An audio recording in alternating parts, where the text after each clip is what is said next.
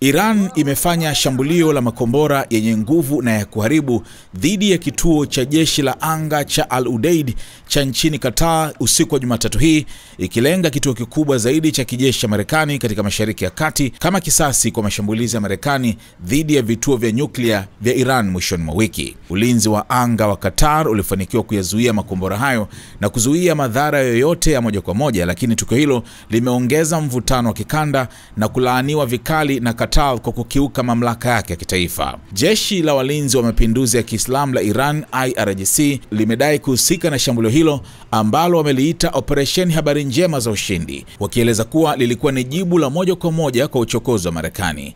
Baraza Kuu la Usalama wa Taifa la Iran lilieleza kuwa shambulio hilo lililengwa moja kwa moja kwenye kituo cha Marekani mbali na makazi ya watu na halikuwa tishio kwa Qatar wala raia wake. Jamhuri ya Kiislamu ya Iran bado imejikita katika kudumisha uhusiano wa karibu na wa kihistoria na Qatar, ilisema taarifa hiyo, ikibainisha kuwa idadi ya makombora yaliyotumika yalilingana na mabomu yaliyotumika na Marekani kushambulia vituo vya nyuklia vya Iran. IRGC imesisitiza msimamo wa Iran kuwa Iran haitawahi kukubali uvamizi wowote dhidi ya mipaka yake, mamlaka yake au usalama wa kitaifa bila majibu. Wizara ya ulinzi ya Qatar ilithibitisha kuwa mifumo ya ulinzi wa anga iliweza kuyazuia makombora hayo bila vifo wala majeruhi kuripotiwa. Majed Al-Ansari, msemaji wa wizara ya mambo ya nje ya Qatar, alisema kuwa kituo hicho ambacho kina maelfu ya wanajeshi wa Marekani kiliondolea watu mapema kabla ya shambulio kuhakikisha usalama wa wafanyakazi waliokuwemo.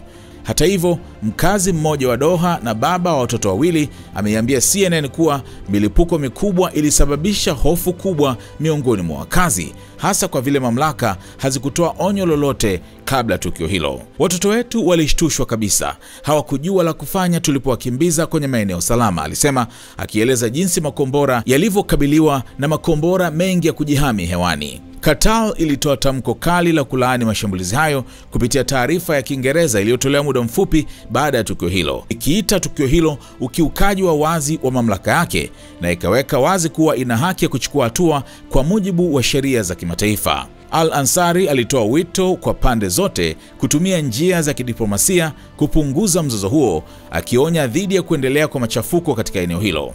Shambulio hilo linakuja baada ya Qatar kufunga anga yake kwa muda mapema na baada ya ubalozi wa Marekani nchini humo kutoa onyo kwa raia wake wabaki ndani kwa usalama. Shambulio hili la makombora linaashiria kuongezeka kwa mzozo mkubwa kati ya Iran na muungano wa Marekani na Israel, huku Iran ikiahidi kujibu kwa nguvu yoyote itakayohatarisha mamlaka yake. Wakati Qatar ikiendelea kushika nafasi nyeti kama mshirika muhimu wa Marekani anayehifadhi kituo cha Al Udeid, jumuiya ya kimataifa inazidi kushinikizwa pia kuzuia mzozo huu usizidi kuwa mkubwa zaidi katika eneo ambalo tayari hali imekuwa tete. Attention! Your potential customers are watching this video. Don't miss out on the opportunity to reach them. Advertise your business alongside their favorite content and convert them into loyal customers. Contact us now at info@snstz.com or WhatsApp 0659250389 to amplify your brand to the SNS family.